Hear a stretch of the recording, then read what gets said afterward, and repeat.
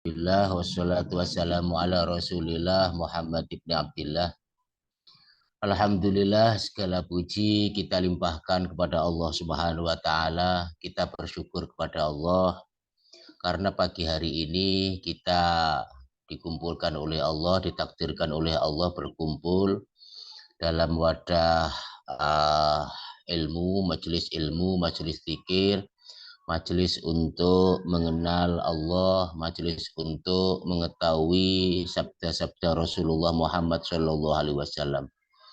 Mudah-mudahan kita semuanya diberi bimbingan selalu oleh Allah Subhanahu Wa Taala, diberi taufiknya, diberi welas asihnya oleh Allah Subhanahu Wa Taala, sehingga di dunia kita terus-menerus dibimbing oleh Allah dan di akhirat dimasukkan ke dalam surganya dan bisa berjumpa dengan Allah Subhanahu wa taala, berkumpul bersama Rasulullah Muhammad Shallallahu alaihi wasallam. Amin Allahumma amin.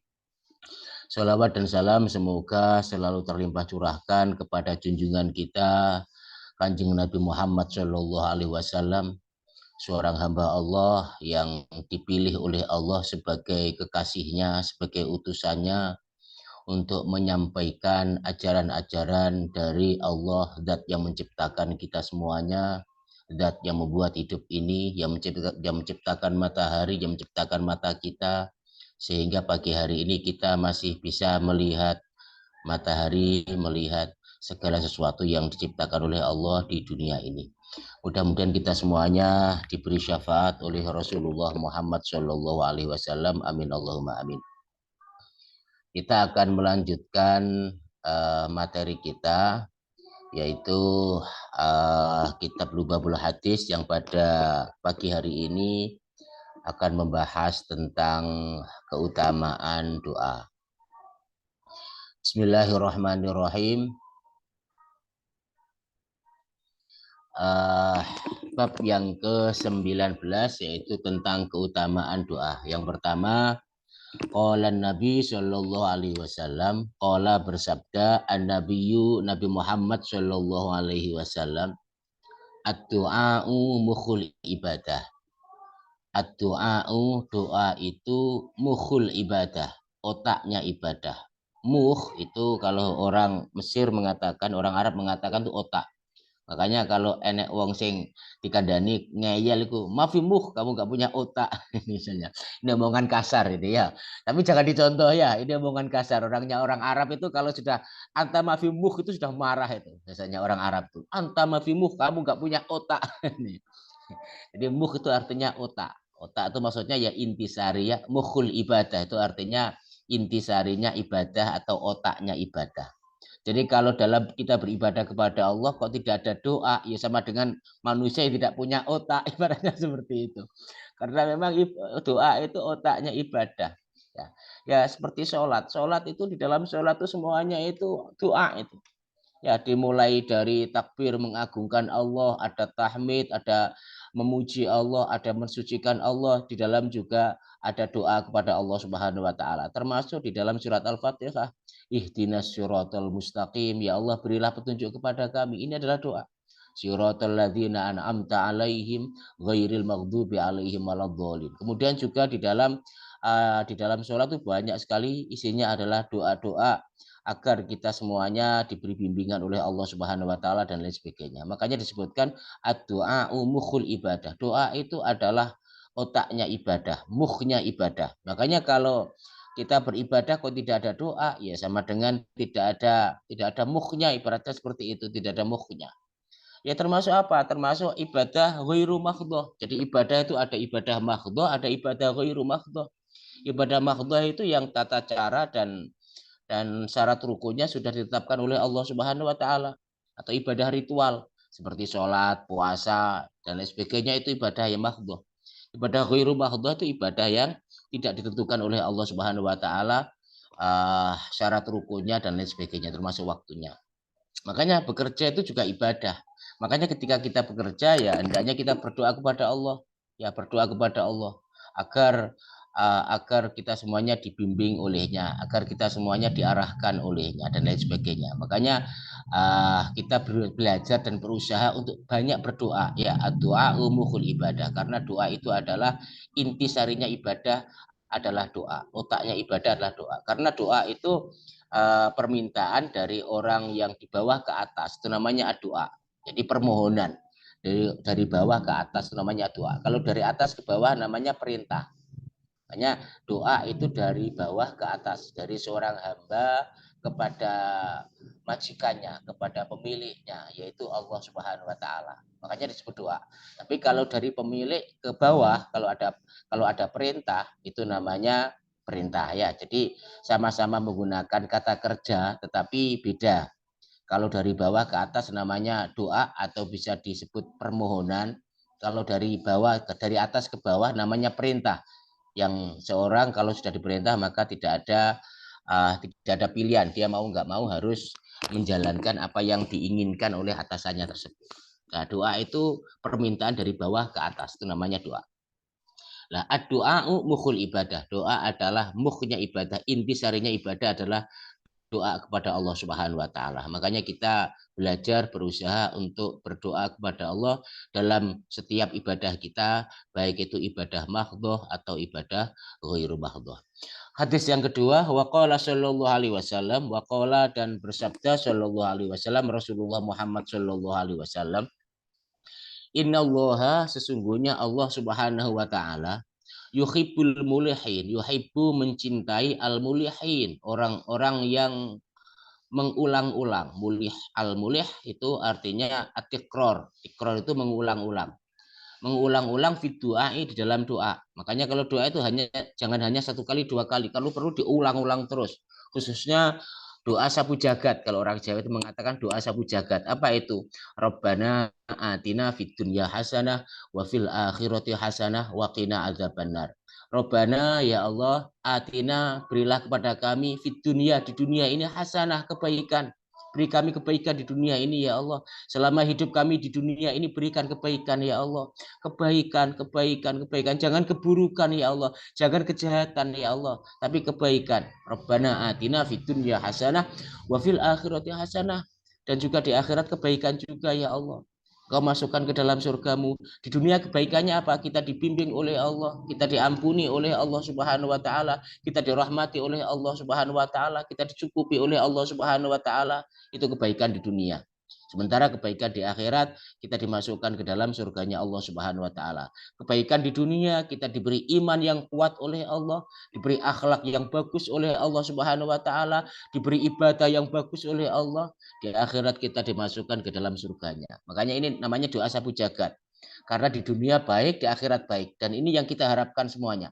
Di dunia jadi orang baik, di dunia mendapatkan keberkahan, mendapatkan kebaikan, di akhirat juga mendapatkan keberkahan, mendapatkan kebaikan dari Allah Subhanahu wa taala. Dan yang memberi adalah Allah, karena lahu ma fis samawati wa ma fil ardh. Milik Allah segala apa yang ada di langit dan di bumi semuanya adalah miliknya.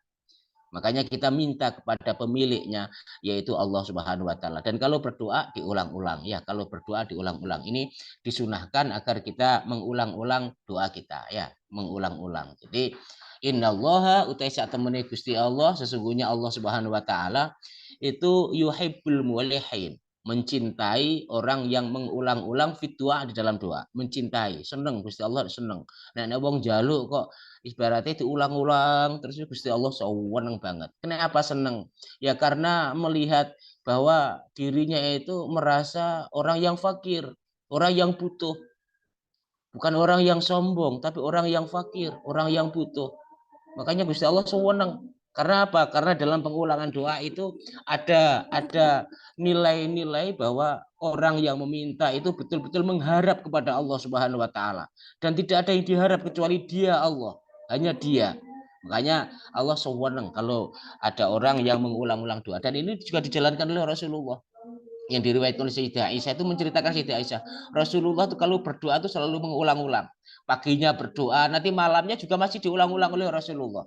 Nanti malamnya masih diulang-ulang, paginya masih diulang-ulang oleh Rasulullah Muhammad SAW. Jadi Nabi itu, dawuhnya Sayyidah Aisyah itu selalu mengulang-ulang doa yang dipanjatkan. Agar apa? Agar tidak putus asa ya. Jadi terus diulang-ulang. Ini yang diriwayatkan oleh Sayyidah Aisyah. Hadisnya ini juga sahih. Yang pertama itu juga hadis sahih. Jadi hendaknya kita mengulang-ulang ya, mengulang-ulang doa, khususnya doa-doa yang umum ya, yang sifatnya itu untuk kebaikan seperti Rabbana atina fid dunya hasanah atau Allahumma ighfir lana warhamna wahdina innaka antal ghafurur rahim dan lain sebagainya. Itu kita ulang-ulang ataupun doa-doa yang lain. Kemudian hadis yang ketiga, waqala sallallahu alaihi wasallam, waqala dan bersabda sallallahu alaihi wasallam Rasulullah Muhammad sallallahu alaihi wasallam, laisa syai'un akrama 'ala Allahi ta'ala minat du'a.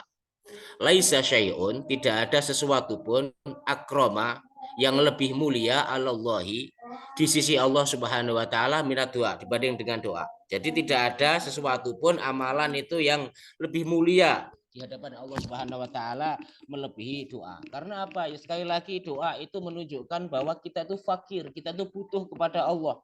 Dan Allah senang kepada orang yang merasa fakir. Ya ayuhan nas antumul fuqara ilallah. Ya ayuhan nas wahai manusia sekalian, antum kalian semuanya itu fuqara. Fuqara, orang yang fakir, kalian semuanya itu fakir di hadapan Allah. Antumul fuqara indallah, kalian semuanya fakir di hadapan Allah. Kalian semuanya membutuhkan Allah, kalian butuh Allah. Ibaratnya seperti itu. Makanya di dalam doa itu ada apa? Ada nilai-nilai yang tertanam dalam jiwa kita bahwa kita itu membutuhkan Allah.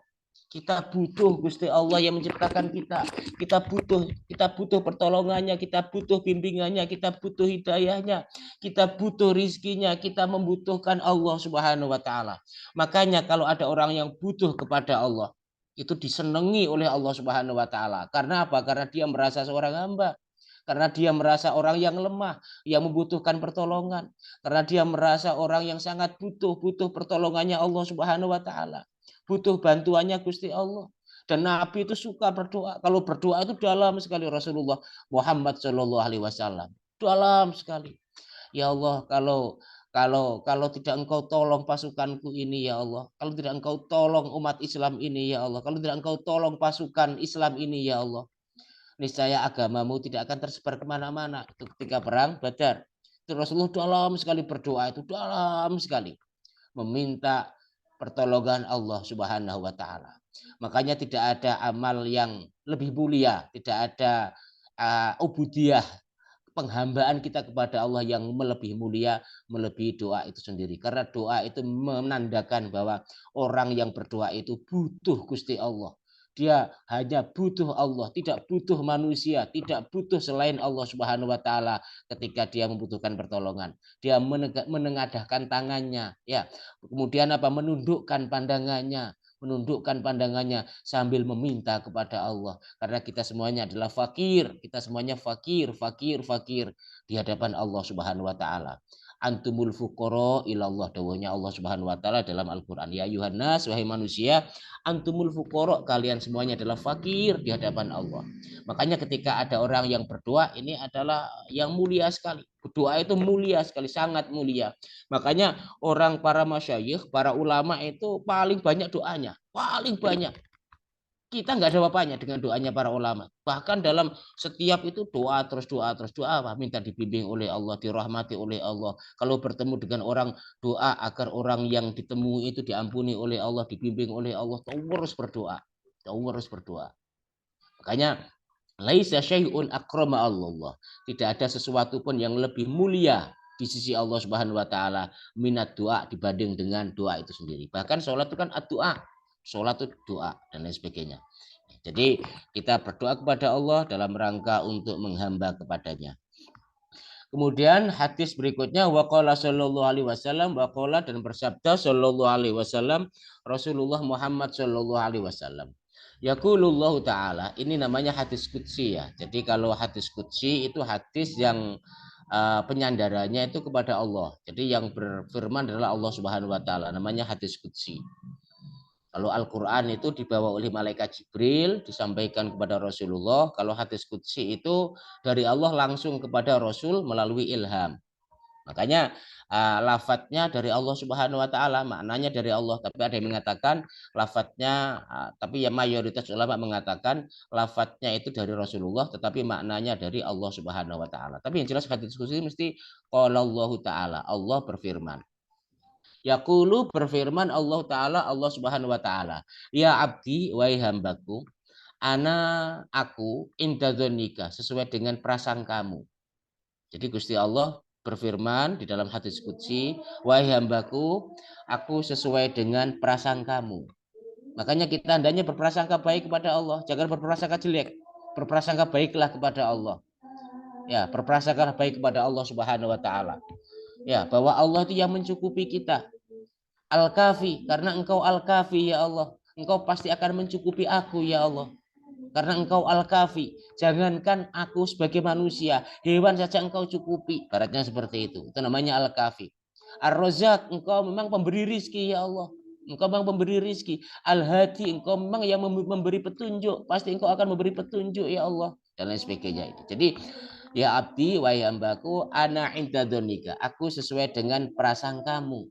Makanya kita jangan berprasangka jelek kepada Allah. Ya, jangan berprasangka jelek karena Allah itu sesuai dengan prasangka hambanya. Kalau berprasangka jelek nanti akan jelek. Ya, makanya kita berprasangka baik kepada Allah. Apapun keadaan kita berusaha untuk husnudzon kepada Allah. Ya, ini secara tidak langsung kita diperintah oleh Allah agar kita berprasangka baik kepadanya.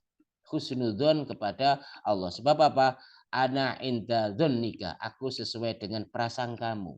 Wa ana dan aku Allah ma'aka bersamamu idza da'autani, jika kamu itu berdoa kepadaku. Jadi Allah bersama kita. Ya, bersama kita ketika kita berdoa kepadanya. Fadhkuruni azkurkum washkuruli wala takfurun. Fadhkuruni, maka ingatlah kalian semuanya kepadaku. Azkurkum, niscaya aku akan ingat kepadamu. Lah doa itu kita ingat kepada Allah. Ya, siapa yang ingat kepadaku, aku akan ingat kepadanya. Siapa yang berdoa kepadaku, berarti aku akan bersamanya. Maksudnya apa? Kalau kita berdoa kepada Allah, berarti kita ingat bahwa Allah itu Tuhan kita. Ingat bahwa Allah yang mencukupi kebutuhan kita. Ingat bahwa Allah yang akan melindungi kita. Ingat bahwa Allah yang akan membimbing kita. Allah adalah segala-galanya untuk kita. Kita ingat itu. Sehingga kita berdoa kepada Allah. Kita merasa lemah, Allah lah yang kuat. Kita merasa fakir, Allah lah yang kaya.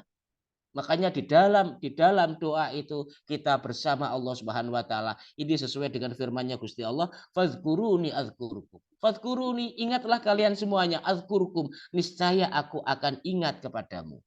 Sapa sing eling Gusti Allah eling marang wong sing eling marang Gusti Allah. Siapa yang ingat Allah, Allah akan ingat dia. Ya, doa itu berarti kita ingat Allah. Makanya orang kalau nggak mau berdoa ya nggak ingat Gusti Allah. Dia mengingat kekuatannya, dia mengingat kehebatannya, dia mengingat ke yang lain-lain. Tapi kalau orang mau berdoa kepada Allah berarti dia ingat Allah. Ingat bahwa Allah itu Ar-Razzaq yang memberi rizki. Ingat bahwa Allah itu Al-Hadi yang memberi petunjuk. Ingat bahwa Allah itu yang maha mengampuni, Al-Ghafur. Sehingga kita minta ampun kepadanya. Ingat bahwa dan lain sebagainya. Banyak sekali. Dalam Asmaul Husna itu termasuk sifat-sifatnya Allah itu banyak sekali bisa kita pakai untuk berdoa kepada Allah Subhanahu wa taala. Fazkuruni azkurkum. Ingatlah kepadaku, aku akan ingat kepadamu. Dan di dalam doa itu berarti kita ingat Allah. Ya, makanya di sini disebutkan wa ana ma'aka, wa ana dan aku Allah ma'aka bersamamu, aku bersamamu. Idza ta'autani, jika kamu berdoa kepadaku, aku ingat padamu. Makanya caranya agar kita diingat oleh Allah Subhanahu wa taala, agar Allah bersama kita, maka sering-seringlah kita berdoa kepadanya. Wa ana ma'aka idza ta'autani. Dan aku bersamamu idza ta'autani, jika engkau itu berdoa kepadaku. Hadis berikutnya waqala sallallahu alaihi wasallam, waqala dan bersabda sallallahu alaihi wasallam Rasulullah Muhammad sallallahu alaihi wasallam, man barang siapa lam yad'u tidak mau berdoa Allah kepada Allah, yaghdab alaihi, maka Allah akan marah kepadanya. Siapa yang tidak mau berdoa kepada Allah, Allah akan marah kepadanya. Sebab apa? Sebab orang itu berarti merasa sombong. Sudah tidak membutuhkan Allah, sudah tidak membutuhkan pertolongannya, sudah tidak membutuhkan dia, padahal yang mencukupi kebutuhannya dia adalah Allah Subhanahu wa taala. berarti orang itu sombong. Ibaratnya seperti itu. Dan Allah tuh nggak suka orang yang sombong. Makanya caranya bagaimana agar kita tidak sombong? Kita berdoa. Ya, berdoa bahwa kita itu lemah, menandakan bahwa kita lemah. Makanya disebutkan malam yad'ullah, siapa yang tidak mau berdoa kepada Allah Subhanahu wa taala, yaghdab alaihi, Allah akan murka kepadanya, akan murka. Sebab apa? Sebab ya itu tadi, mengurangi kehambaan kita kepada Allah. Kita sebagai hambanya ya otomatis ya harus meminta kepada Allah Subhanahu wa taala. Apalagi kalau berdoa itu berdoa kepada selain Allah, meminta kepada selain Allah, meminta dukun. Allah murka sekali, sangat murka itu. Meminta kepada dukun, meminta kepada orang-orang pada zaman sekarang banyak ya, kadang-kadang menggandakan uang, kadang-kadang kasus-kasus meminta apa dan lain sebagainya, tapi kepada manusia naudzubillah, naudzubillah. Itu Allah murka sekali, murka. Sangat murka. Bagaimana tidak murka? Lawang pemilik langit dan bumi itu dia Allah kok meminta kepada manusia. Padahal manusia yang diminta itu loh miliknya dia, miliknya Allah Subhanahu wa taala. Makanya jangan menyekutukan Allah, kita hendaknya berdoa hanya kepada Allah Subhanahu wa taala. Kalaupun kepada manusia kita meminta didoakan. Ya, ketika minta didoakan agar berdoa kepada Allah, mungkin dia lebih orang yang dikasih oleh Allah Subhanahu wa taala, orang dekat dengan Allah Subhanahu wa taala, itu boleh. Tapi jangan meminta kepada manusia, ya. Tapi mintalah kepada Allah Subhanahu wa taala. Dan kalau kita nggak mau minta, nggak mau berdoa, ya ghadab alaihi, kita dimurkai. Kenapa Ustaz dimurkai? Ya iya, wong doa itu perintahnya kok. Siapa yang tidak mau menjalankan perintahnya yang dimurkai oleh Allah. Dan doa itu hukumnya wajib. Ya, doa itu hukumnya wajib, bukan sunnah, wajib doa itu. Wajib. Wajib dijalankan. Ya, sebab apa? Allah dalam Al-Qur'an juga berfirman ya, wa qala rabbukum ud'uni astajib lakum. Dan Tuhan kalian berfirman, ud'uni, berdoalah kepadaku, astajib lakum, niscaya aku akan mengabulkannya. Berdoalah kepadaku. Ini fi'il amr, kata perintah, dan setiap kata perintah itu menunjukkan wajib. Kalau kita belajar usul fikih, setiap kata perintah itu menunjukkan wajib. Sepanjang tidak ada dalil yang memalingkan kepada sunnah, yang memalingkan kepada yang lain-lain. Sepanjang tidak ada qarinah, tidak ada dalil atau indikasi, maka setiap kata perintah itu dihukumi wajib. Al-amru lil wujub. Jadi perintah itu pada asalnya bermakna wajib. Malam yakun lahu qarinah, sepanjang tidak ada qarinah atau penjelas yang memalingkan kepada selain wajib. Doa itu diperintah oleh Allah, karena doa diperintah maka doa itu hukumnya wajib. Ya, jadi makanya di sini disebutkan malam yad'ullah, siapa yang tidak mau berdoa kepada Allah, nggak mau menjalankan perintah Allah Subhanahu wa taala, yaghdab alaihi, dia akan dimurkai oleh Allah Subhanahu wa taala. Cuman ya begitu, doa itu ada yang disirikan, ada yang dikeraskan ya. Disirikan ya dengan mulut ya, Rabbana atina fid dunya hasanah atau Allahumma ighfir lana warhamna dan lain sebagainya. Ada juga yang disirikan, dibaca dalam hati, kita berharap kepada Allah, namanya roja. Ya, kalau dalam ilmu tasawuf namanya roja, kita berharap dalam hati, sebab Allah itu ya'lamu sirrakum wa jahrakum. Ya'lamu, Allah itu mengetahui sirrakum, yang kamu rahasiakan, wa jahrakum, dan yang kamu tampakkan tuh Allah tahu semuanya. Kita berdoa dengan hati juga Allah tahu. Kita berdoa dengan mulut juga Allah tahu. Kita keraskan ya Allah tahu. Kita pelankan ya Allah tahu. Nggak ada bedanya. Di hadapan Allah tuh nggak ada bedanya. Kamu berdoa dengan kamu keraskan ya Allah tahu. Kamu berdoa dengan kamu pelankan ya Allah tahu. Bahkan apa yang terdetak dalam hatimu Allah tahu semuanya. Ya Allah tahu semuanya. Makanya jangan dikira orang yang tidak mau berdoa dengan lisan itu jangan dikira nggak berdoa, tetap berdoa dengan hatinya, dengan harapannya dan lain sebagainya. Siapa yang tidak mau berdoa kepada Allah ya berarti orang yang sombong, itu saja ya. Nah, orang yang sombong itu orang yang dimurkai oleh Allah, nggak suka Gusti Allah dengan orang-orang yang sombong, yang merasa dirinya itu sudah cukup ya, sudah cukup dirinya, tidak membutuhkan Allah lagi, itu Allah tidak suka. Makanya di sini disebutkan malam ya Allah, siapa yang tidak mau berdoa kepada Allah, ya ghadab alaihi, Allah akan memurkainya. Kemudian hadis berikutnya waqala sallallahu alaihi wasallam, waqala dan bersabda sallallahu alaihi wasallam Rasulullah Muhammad sallallahu alaihi wasallam. Tarkut doa maksiatun, meninggalkan doa itu maksiat. Maksiat itu artinya apa? Artinya membangkang kepada Allah, artinya maksiat, membangkang. Sebab apa? Sebab tidak mau menjalankan perintahnya. Sekali lagi doa itu perintah, ya.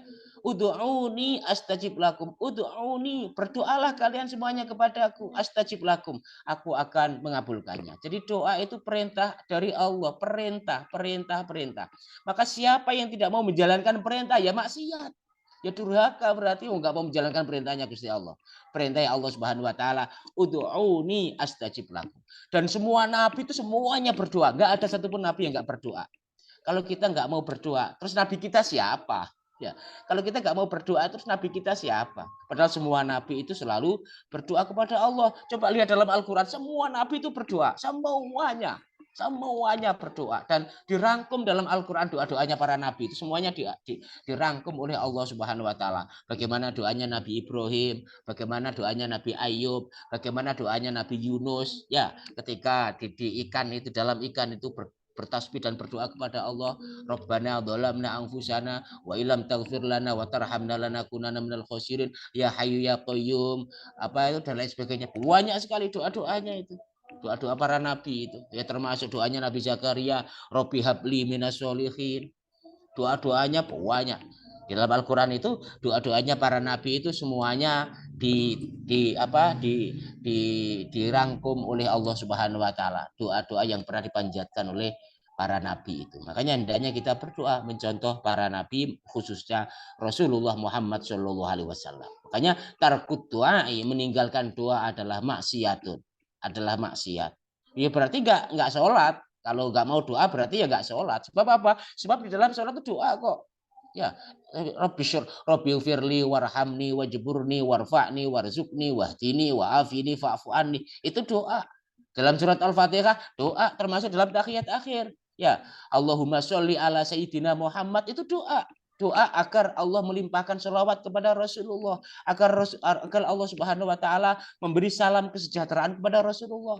Kalau tidak mau sholawat ya tidak sah sholatnya, karena sholawat di dalam sholat itu adalah rukun sholat. Jadi orang kalau nggak mau doa, meninggalkan doa ya berarti meninggalkan sholat. Kata seperti itu pemahamannya. Makanya di sini disebutkan tarkut doa, meninggalkan doa adalah maksiatun, adalah maksiat kepada Allah Subhanahu wa taala. Berarti membangkang, tidak mau menjalankan perintah Allah Subhanahu wa taala. Hadis yang ketujuh, waqala sallallahu alaihi wasallam, waqala dan bersabda sallallahu alaihi wasallam, Rasulullah Muhammad sallallahu alaihi wasallam, ad-du'a, doa adalah silahul mukmin. Senjatanya orang mukmin itu doa. Di sini Rasulullah mengingatkan kita bahwa ad-du'a'u silahul mukmin. Doa adalah senjatanya orang mukmin. Kalau kita mengaku mukmin, gunakanlah senjatamu. Apa itu? Berdoa kepada Allah. Itu adalah senjatanya orang mukmin untuk mengalahkan setan, untuk mengalahkan hawa nafsu. Ketika kita misalnya digoda oleh setan, kita disuruh berdoa kepada Allah untuk meminta perlindungannya. Ya, fasta'idz billah, maka mintalah perlindungan kepada Allah. A'idzni, lindungi aku ya Allah, atau kul a'udzu birabbin nas, kul katakan a'udzu birabbin nas, aku berlindung kepada Tuhannya manusia.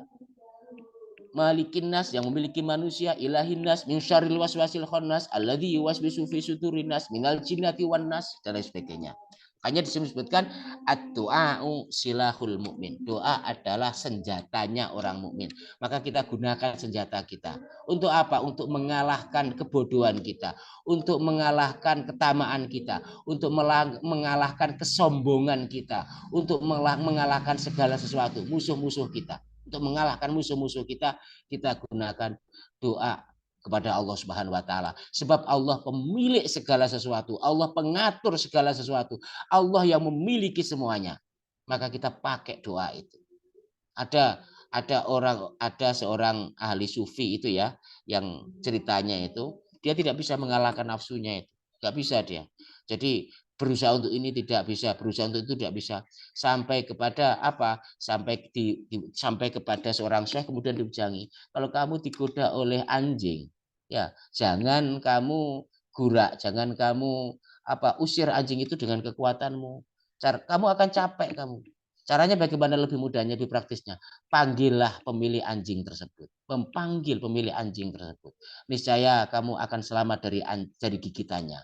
Jadi panggil pemilik anjing tersebut. Jadi kita juga seperti itu. Kita panggil pemilik dunia ini. Kita panggil pemilik akhirat. Kita panggil siapa? Allah Subhanahu wa taala. Kita panggil pemilik hati kita. Oh, siapa pemilik hati kita? Allah Subhanahu wa taala. Kita panggil pemilik hati kita. Kita panggil pemilik diri kita. Kita panggil pemilik anak-anak kita. Kita panggil pemilik istri-istri kita. Kita panggil siapa? Allah Subhanahu wa taala. Makanya di sini disebutkan ad-du'a'u silahul mukmin. Doa adalah senjatanya orang-orang mukmin. Ya, kita panggil Allah dan itu senjata yang paling mujarab itu doa itu, masya Allah, mujarab sekali. Nanti pertolongan Allah akan datang kadang-kadang pada waktu yang dipilihkan oleh Allah Subhanahu wa taala yang kadang-kadang tidak diduga oleh manusia itu sendiri. Wa imaduddin, dan doa itu adalah imaduddin, tiangnya agama itu doa. Kalau orang tidak mau berdoa, ya sudah nggak ada agama. Ya, berarti nggak percaya kepada Allah berarti. Orang nggak berdoa itu berarti nggak percaya kepada Allah dia.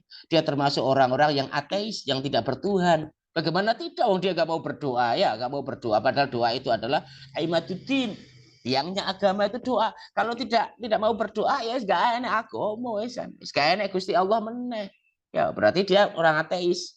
Orang yang tidak percaya kepada Allah, tidak percaya dengan kekuasaannya Gusti Allah, tidak percaya dengan bahwa Allah itu adalah yang memiliki segala-galanya.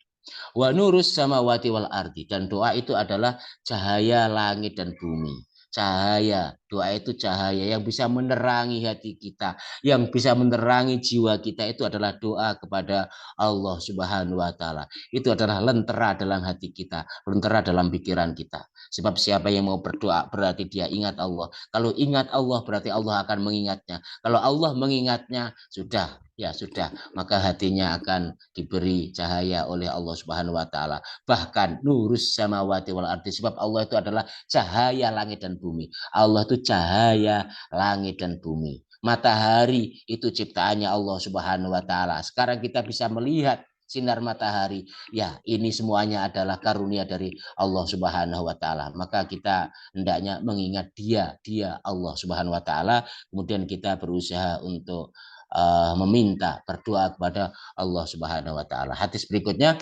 waqala sallallahu alaihi wasallam, waqala, dan bersabda sallallahu alaihi wasallam, Rasulullah Muhammad sallallahu alaihi wasallam, da'watul mazlumi mustajabatun. Doanya orang yang terzolimi itu mustajabatun, mustajab. Mustajab itu mandi, ya.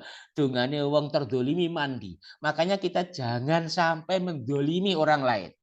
Kita ingat-ingat ini, jangan sampai mendolimi orang lain. Doanya orang yang terdolimi itu mandi, mustajab. Hati-hati, ya, hati-hati. Jangan sampai kita mendolimi orang lain. Kalau kita doakan jelek, blind kita, ya. Hati-hati. Ini bukan hanya di dalam hadis ini, ya, dalam hadis-hadis yang lain ini juga hadisnya sahih. Doa ada yang hadis yang lain, doa ul mazlumi mustajabun, di dalam redaksi yang lain. Di sini disebutkan da'watul mazlumi mustajabun. Doanya orang yang terdolimi itu mustajab, ampuh. Ampuh doanya orang yang terdolimi. Makanya kita jangan mendolimi orang lain. Makanya saya sering mengatakan kepada anak-anak saya itu, anak-anak, kamu nanti selama hidup jangan pernah mendolimi manusia. Ojo pernah, ya, ojo pernah mendolimi manusia. Jangan ganggu harta mereka, jangan ganggu jabatan mereka, jangan ganggu kehormatan mereka, jangan ganggu. Mengganggu kehormatan orang lain, mengganggu harta orang lain, mengganggu jabatan orang lain, mengganggu ketenangan orang lain, itu adalah perbuatan zalim. Dan yang kita ganggu doanya akan diijabahi oleh Allah Subhanahu wa taala. Doanya tidak akan tertolak. Doanya orang yang terdolimi tidak akan tertolak. Da'watul mazlumi mustajabatun. Doanya orang yang terdolimi tidak akan tertolak. Makanya kalau kita didolimi oleh orang, kita berdoa, tapi tidak mendoakan kejelekan kepada orang yang mendolimi kita. Kita berusaha untuk kita pakai untuk berdoa yang lain, untuk kebaikan. Ya Allah, beri aku ampunanmu, ya Allah. Beri aku hidayahmu, ya Allah. Bimbing aku, ya Allah. Beri aku di dunia ini baik, ya Allah. Di akhirat baik, ya Allah. Mustajab. Mustajab. Mustajab. Sekali lagi mustajab. Makanya kalau kita dizolimi orang lain, itu kesempatan kita untuk berdoa kepada Allah Subhanahu wa taala. Karena apa? Da'watul mazlumi mustajabatun. Doanya orang yang terzolimi itu diijabahi oleh Allah Subhanahu wa taala. Tapi jangan dipakai untuk mendoakan jelek kepada orang yang menzolimi kita. Jangan gunakan. Kasihan nanti dia. Betul, kasihan. Kasihan sekali nanti dia. Sebab doanya mandi betul. Ya, misalnya kita berdoakan, ya Allah hancurkan dia, hancur betul, hancur betul. Suatu ketika pasti akan hancur dia. Makanya hati-hati, jangan sampai kita menzolimi orang lain, jangan sampai kita berdoa yang jelek lah kalau bisa ya kepada orang lain yang menzolimi kita. Sebab doanya orang yang terzolimi itu mustajabatun, betul-betul mustajab, mujarab.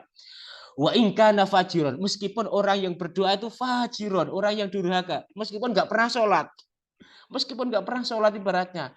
Makanya orang terzolimi itu, masya Allah ya doanya itu. Makanya hati-hati ya, hati-hati. Kita harus waspada, harus hati-hati dan lain sebagainya.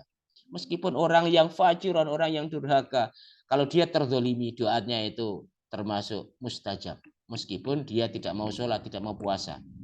Ya ini dawuhnya Rasulullah seperti itu. Wa in kana fajiran, meskipun orangnya itu orang yang durhaka.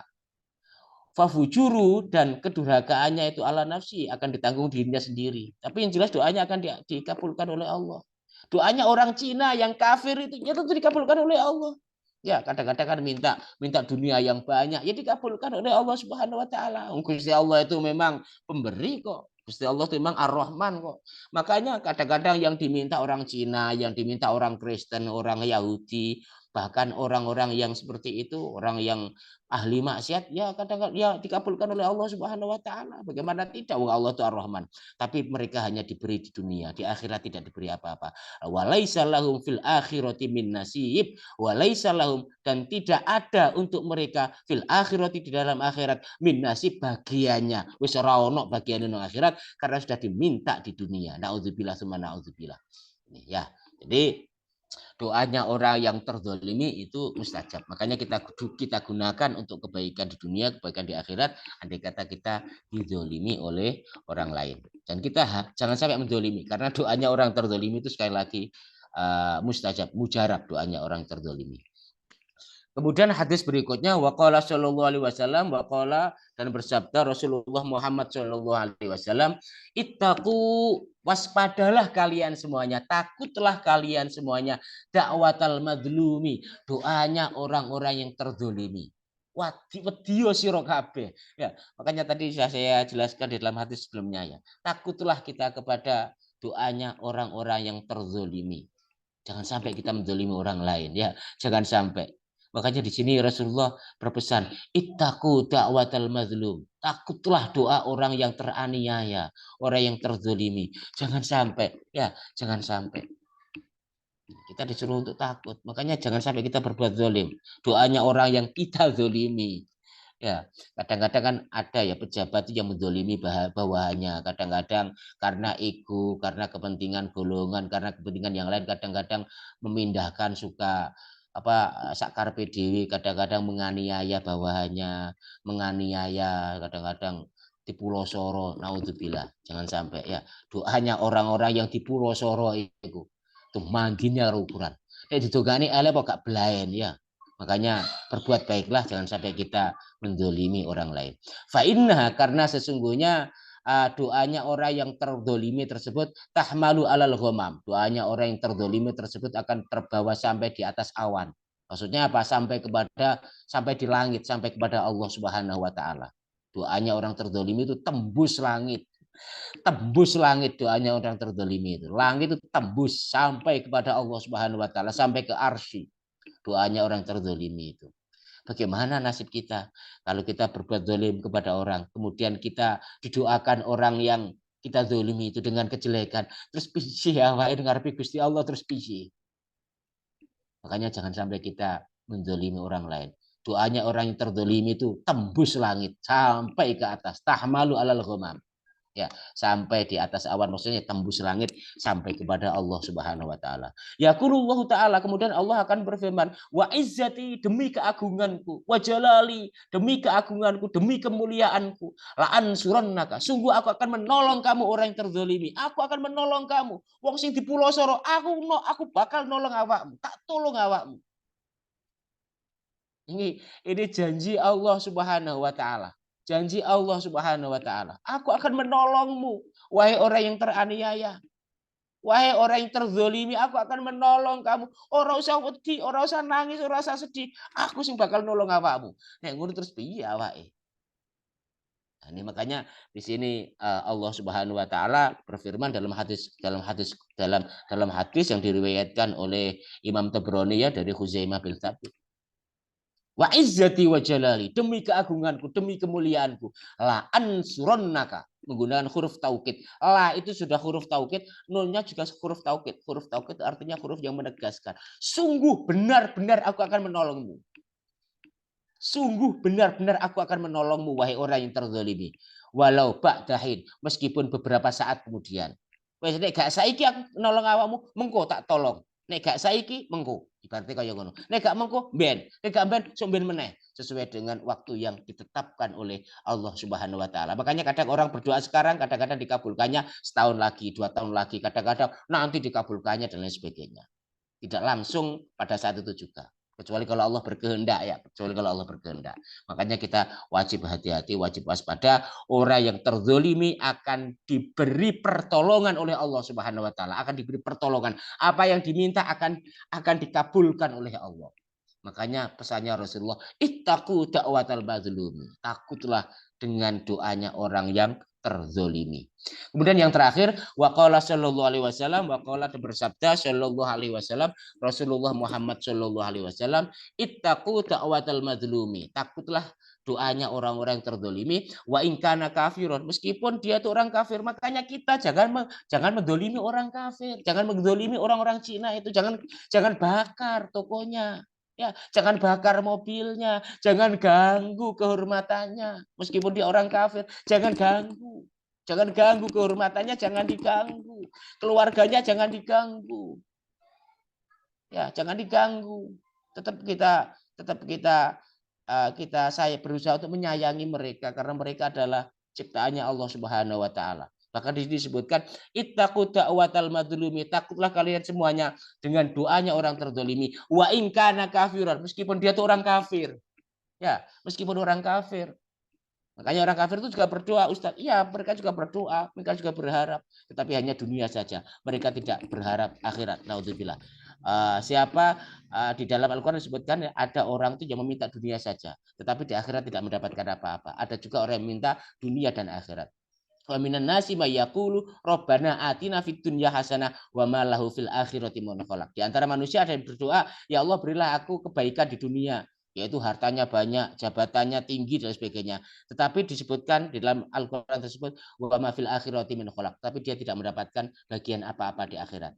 Wa minan nas, dan di antara manusia juga ada yang mayyakul, orang yang berdoa, Rabbana atina fid dunya hasanah wa fil akhirati hasanah wa qina adzabannar. Ini doanya orang-orang yang beriman kepada Allah Subhanahu wa taala. Minta kebaikan di dunia, minta kebaikan di akhirat, minta agar tidak disiksa di dalam api neraka. Makanya ini doanya orang kafir meskipun di dunia dikabulkan itu. Makanya hati-hati jangan sampai kita mengganggu orang kafir ya. Makanya ittaqu da'watal mazlumi wa in kana kafirun. Meskipun dia itu orang kafir, misalnya orang Kristen, orang Yahudi, atau orang-orang selain yang beragama Islam, orang Hindu, orang Buddha dan sebagainya.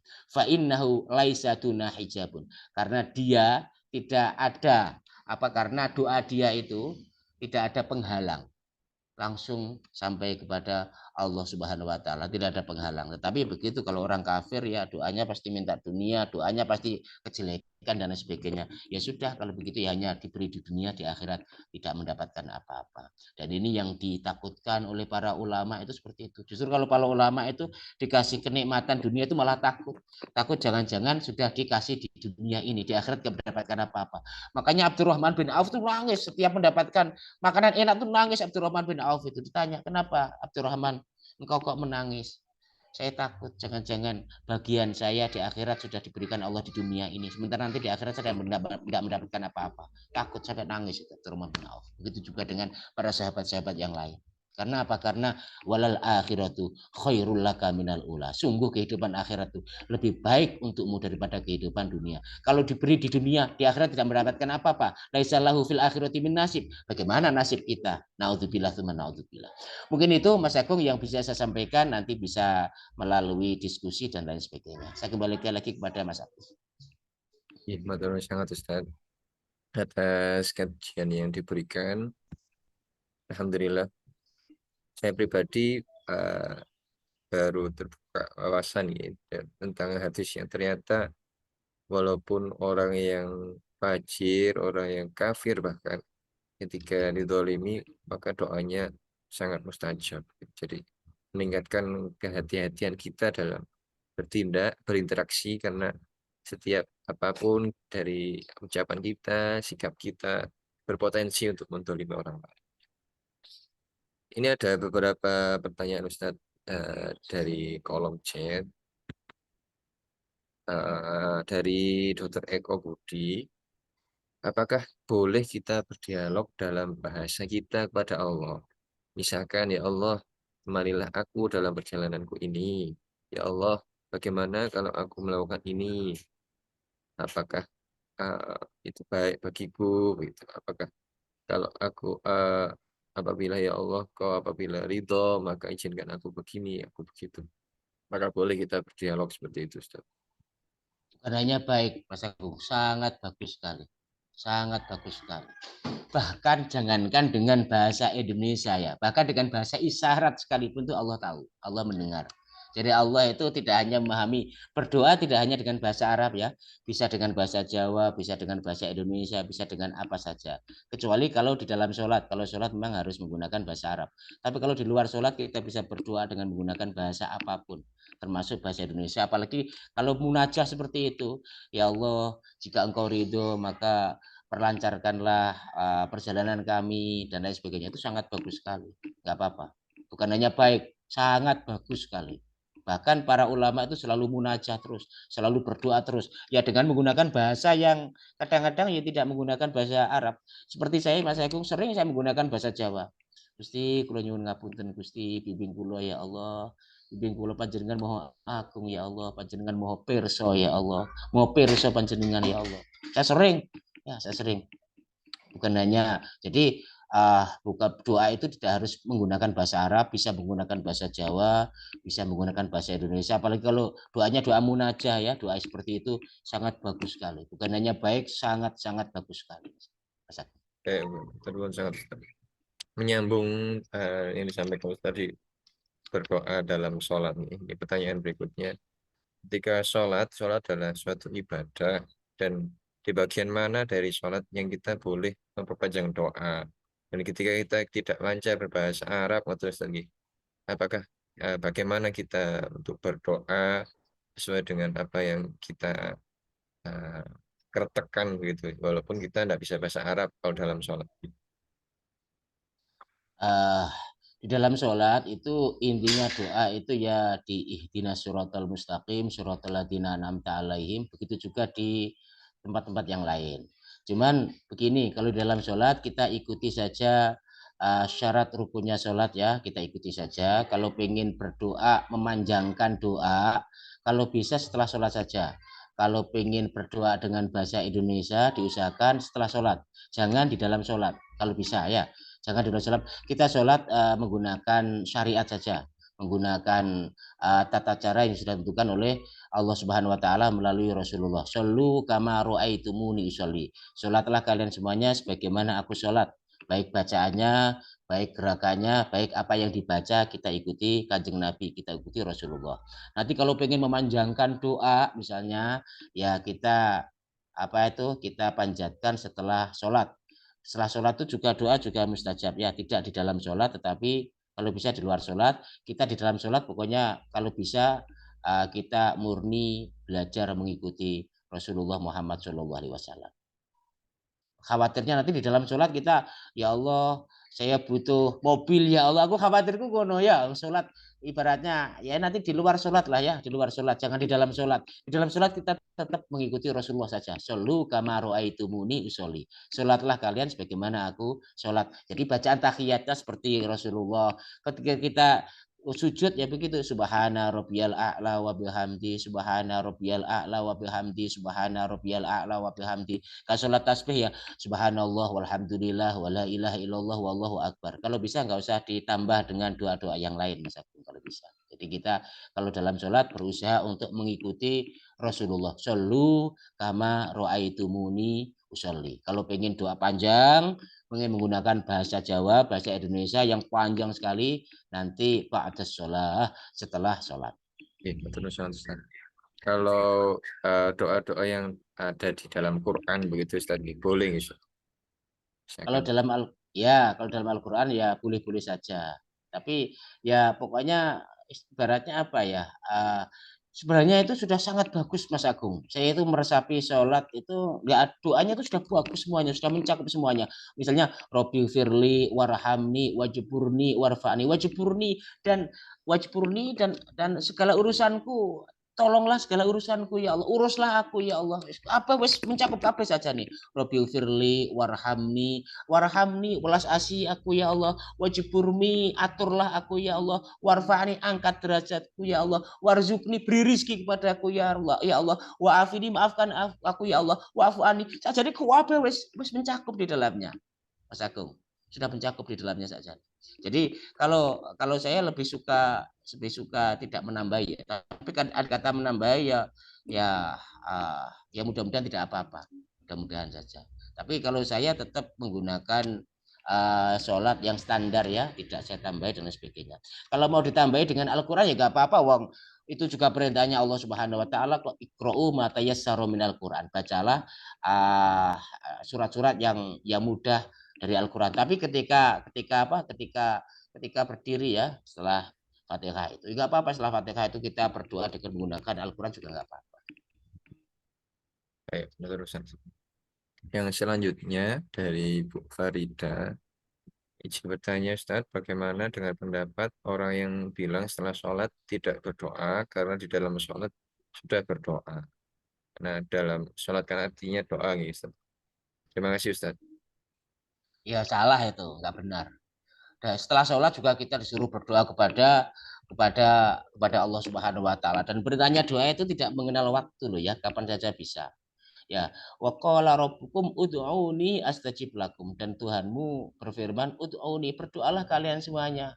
Ya, astajib lakum, aku akan mengabulkan doa. Dan ini mutlak bukan muqayyad. Mutlak tuh artinya tuh kapan saja bisa. Tidak dibatasi, ghairu muqayyad, tidak dibatasi hanya dalam sholat saja. Ya, kalau ada yang mengatakan ya kita kan sudah berdoa ketika sholat ya nggak perlu setelah sholat kita berdoa, ya itu ya tidak benar, ya tidak benar.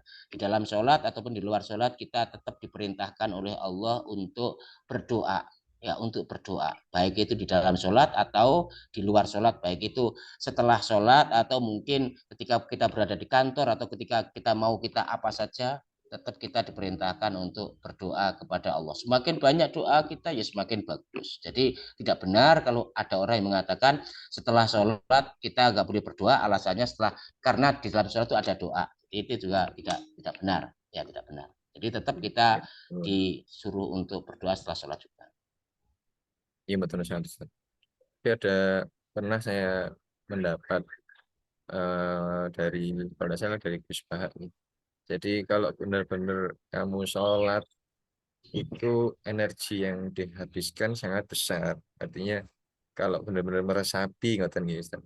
Dan itu sudah terkandung doa yang dalam sekali seperti yang disampaikan Ustaz. Itu beliau bilang kalau udah selesai itu pasti sudah energinya sangat besar sekali untuk dihabiskan dalam berdoa dalam sholat. Ya sudah tercakup semua doa dalam sholat tersebut. Mungkin yang dimaksud yang berpendapat seperti itu mungkin gini Ustaz. Iya, iya, iya. Ya bisa jadi. Tapi yang jelas doa itu tidak terbatas di dalam sholat. Bahkan di luar sholat juga di situ ada doa. Bahkan memang intisarinya sholat itu ya doa. Sholat itu doa. Sholat itu adalah doa kepada Allah Subhanahu wa taala. Dan tidak semua orang seperti Gus Baha ya. Kita kalau kalau menerima sesuatu jangan ditelan mentah-mentah, yaitu kalau Gus Baha bisa meresapi ya, atau mungkin ustadz-ustadz yang lain atau orang lain mungkin bisa meresapi. Ada juga kan manusia yang tidak bisa meresapi sholat, kadang-kadang eling jemuran, eling apa-apa, gak eling doa dengan Gusti Allah ya. Mulai takbiratul ihram sampai salam gak eling Gusti Allah. Tapi ketika doa setelah sholat kok eling Gusti Allah, ya lu HP doa setelah sholat gitu loh. Nah, tingkatannya Gus Baha mungkin tingkatannya memang sudah mencukupkan diri dengan sholat, karena dalam sholat itu merasakan kedahsyatannya doa ya, itu untuk Gus Baha, bukan untuk yang lain, berarti seperti itu. Kalau untuk orang lain kan belum tentu. Kadang-kadang ewes bablas angin ini Mas Agung ya. Mulai min awali takbiratul ihram hatta taslim sampai salam. Ora eling Gusti Allah belas, berarti kaya ngono wis eling jemuran, eling pasen, eling koncone, mari disedani karo atasane. Iya, betul sangat Ustaz. Nggih. Pertanyaan selanjutnya Ustaz, berkaitan dengan doa yang mustajab pada yang terdolimi. Apakah kalau kita mendolimi hewan maka atau makhluk yang lain, gitu, misalkan lingkungan dan apakah itu juga mereka makhluk Allah tersebut juga berdoa? Iya, makhluk juga bisa berdoa Mas Agung. Makhluk juga bisa berdoa. Bahkan orang yang menuntut ilmu itu didoakan oleh semua hewan. Bahkan as-samak as-samak fil bahar ya. Ikan-ikan di laut itu semuanya mendoakan. Ya. Jadi dari sini bisa difahami bahwa hewan-hewan itu juga mendoakan bisa mendoakan, berdoa kepada Allah untuk manusia itu. Kalau kita tolong dengan kebaikan, kita kasih makan, ya bisa jadi. Pernah ada cerita Mas Agung, anek uang itu dulu itu rezekinya itu seret. Setelah itu ada kucing. Ya, kucing itu di rumahnya dia diingoni, terus kucing diingoni. Rezeki lu lancar. Akhirnya apa? Iya ya sampai kucing dhewe nggawa rezeki berarti kaya ngono. Jadi ada banyak cerita-cerita itu. Ada yang dulu tuh rezekinya itu seret, setelah dia itu memberi makan anak fakir miskin itu jadi lancar juga ada. Jadi maksudnya apa? Bahwa hewan-hewan pun itu bisa berdoa kepada Allah Subhanahu wa taala. Ya, tadi dia dalam hati sudah jelas sekali ya. Bahkan orang yang menuntut ilmu itu didoakan oleh semua penduduk langit dan bumi, bahkan termasuk al-haut fil bahri, ikan di lautan pun mendoakan orang yang menuntut ilmu. Makanya kita sekarang ini semuanya Mas Agung, kita yang menuntut ilmu didoakan semuanya, bahkan as-samak fil bahar. Bahkan ikan-ikan di lautan pun mendoakan kita semuanya, memintakan ampunan, memintakan rahmat dan lain sebagainya. Jadi hewan juga bisa mendoakan kita. Betul sangat Ustaz. Berarti secara garisnya bisa tarik, walaupun yang terdolimi itu tidak berdoa, juga akan kembali ke yang mendolimi, guys. Ya bisa jadi, Wong Gusti Allah itu maha berkuasa kok. Andai kata misalnya kita didolimi, kita nggak mau mendoakan jelek, ya bisa jadi Allah memberikan kejelekan kepada orang yang terdolimi itu. Bisa jadi kan keluarganya yang tidak menerima. Bisa jadi juga nanti apanya tidak mau menerima. Kadang-kadang seperti itu. Bisa jadi juga Allah sendiri yang nggak mau terima. Ya bisa jadi Allah nggak mau terima. Kok enek kekasih dimaki-maki, Allah nggak terima itu. Bisa jadi juga seperti itu. Padahal seseorang itu sudah menerima, tapi bisa jadi yang lain tidak mau menerima. Bisa jadi seperti itu. Betul sangat Ustaz. Pertanyaan selanjutnya dari Dokter Berita. Apa yang harus kita perbuat apabila kita secara tidak sengaja atau tidak sadar telah menzalimi orang lain untuk menghindari doa keburukan dari orang yang telah kita zalim tersebut, padahal kita tidak sadar. Memang kalau interaksi dengan orang lain gitu, walaupun kita tidak berniat, kadang kata-kata kita atau sikap kita ketika mungkin capek atau itu bisa menzalimi orang lain. Bagaimana Ustaz? Ya, kita meminta kepada Allah Subhanahu wa taala ya. Makanya Rabbana dzalamna anfusana wa illam taghfir lana wa tarhamna lanakunanna minal khasirin. Aku telah mendolimi diriku ya Allah, baik mendolimi yang aku tahu ataupun yang tidak aku tahu. Jadi kita minta ampun kepada Allah Subhanahu wa taala. Tapi kalau tahu ya kita minta maaf kepada orang yang terdolimi itu. Tapi kalau kita nggak tahu, kita nggak sadar, ya kita tetap minta kepada Allah agar kita diampuni. Nanti Allah itu maha berkuasa menjadikan orang yang tersakiti itu akhirnya memberi maaf, akhirnya bisa bertemu dengan kita, kemudian kita berbuat baik kepadanya, digerakkan oleh Allah Subhanahu wa taala seperti itu. Jadi kita nggak usah terlalu takut, Pokoknya tidak ada faktor kesengajaan itu tidak apa-apa ya. Pokoknya tidak ada faktor kesengajaan. Jangan sengaja ibaratnya seperti itu. Kalau nggak sadar ya mudah-mudahan ya kita berdoa kepada Allah. Atau misalnya saja di luar kendali sedang emosi misalnya ya ketika sudah tidak emosi kita minta maaf kepada orang yang kita zalimi itu. Ya kita mohon maaf saja sudah cukup insya Allah masa aku manusia. Mohon maaf saja itu sudah cukup. Waduh sepurone aku ya aku mau muring-muring aku lagi akeh masalah misalnya gitu. Itu orang yang tertuduh itu insya Allah tersentuh hatinya. Ya pokoknya kita minta maaf lah ya mohon maaf. Kadang-kadang seperti itu di. Pokoknya saya minta permohonan maaf disebarkan kepada media. Kadang-kadang kan di kalangan pejabat kan seperti itu. Orang itu kalau dimintai maaf tuh terenyuh hatinya. Iya, matur nuwun, Ustaz. Apa ada yang ingin ditanyakan lagi dari hadirin? Kalau dari saya izin bertanya juga, Ustaz. Apabila kita berdoa, apakah lebih baik kita itu berdoanya secara khusus atau secara umum? Misalkan nih, saya ingin punya mobil dari contohkan Ustaz, mobil A, itu apakah boleh? Ataukah kita berdoa, ya Allah paringi kebaikan, ngoten mawon. Jadi pastikan Gusti Allah tahu apa kebaikan yang untuk kita, apa yang itu buruk. Kadang kalau kita minta sesuatu yang terlalu teknis atau terlalu spesifik, apa itu ndak khawatir itu kayak mendikte ngoten Ustaz. Mohon Ya, ya. paham ya Ustaz. Ya, kalau bisa Rabbana atina fid dunya hasanah itu sudah mencakup ya Mas Eko. Kalau bisa nggak usah meminta yang sifatnya spesifik. Ya Allah, kalau pengen jaluk mobil, kalau pengen jaluk apa omah, nggak usah seperti itu. Ya, kalau bisa jangan meminta sesuatu yang kecil. Itu bagi saya itu kecil Mas Eko. Allah tuh lebih tahu semuanya. Jadi kita minta aja kebaikan di dunia. Kadang-kadang yang kita minta itu kadang-kadang kejelekan. Makanya tidak ada doa yang tidak diijabahi oleh Allah. Kadang-kadang ya diijabahi tapi berbentuk tidak diberi oleh Allah. Karena kalau diberi membahayakan. Makanya ya dengan tidak diberi itu sebenarnya sudah dikabulkan oleh Allah dengan tidak diberi. Kadang-kadang ya begitu kita minta A yang diberi oleh Allah B karena B itu yang terbaik. Jadi kalau menurut saya bahkan saya sendiri tidak pernah ya berdoa spesifik minta A, B, C enggak. Biasanya ya secara umum itu. Kalau saya secara umum pokoknya diberi keberkahan oleh Allah dan sebagainya. Tapi boleh ya Ustaz.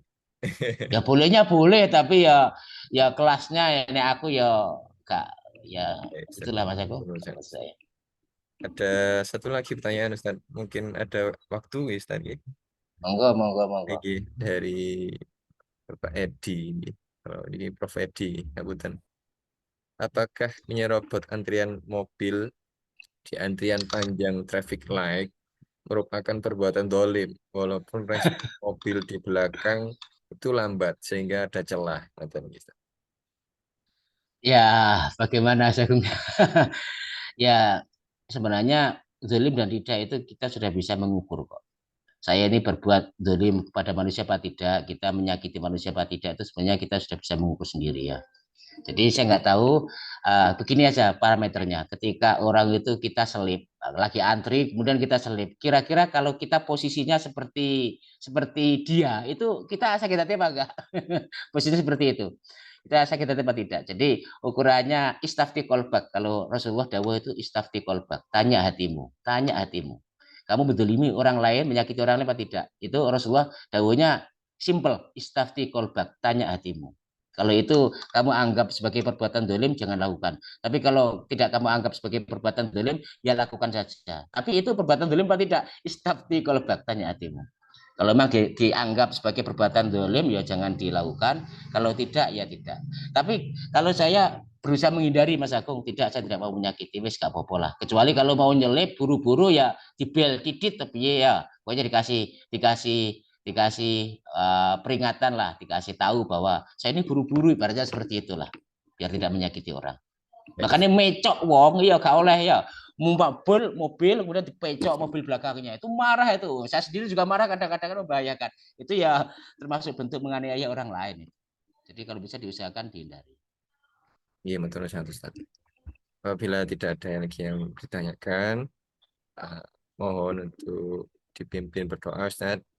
Mobil khusus pada para jamaah haji yang sudah berada di Madinah dan yang akan berangkat sampai dengan hari raya haji nanti. Semoga diberikan kelancaran, diberikan kekuatan, diberikan haji yang mabrur dan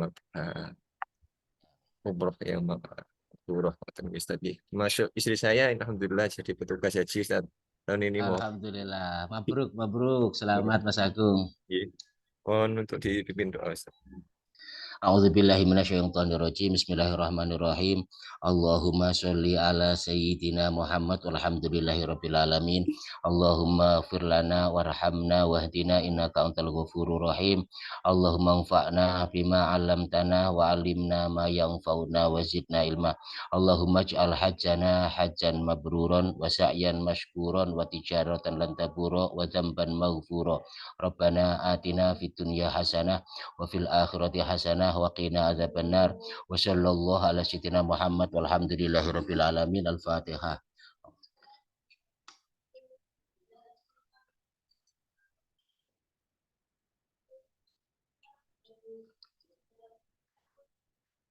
Wabillahi taufiq wal hidayah wa ridha wal inayah. Wassalamualaikum warahmatullahi wabarakatuh. Assalamualaikum warahmatullahi wabarakatuh. Teman-teman sangat Ustaz, kita tutup kajian pada pagi hari ini dengan bacaan alhamdulillah. Alhamdulillah. Istighfar. Astagfirullahaladzim. Dan doa kafaratul majelis. Bismillahirrahmanirrahim. Subhanaka Allahumma wa bihamdika asyhadu an la ilaha illa anta astaghfiruka wa atubu ilaik. Terima kasih dan mohon maaf. Ihdinas siratal mustaqim. Assalamualaikum warahmatullahi wabarakatuh. Waalaikumsalam warahmatullahi wabarakatuh.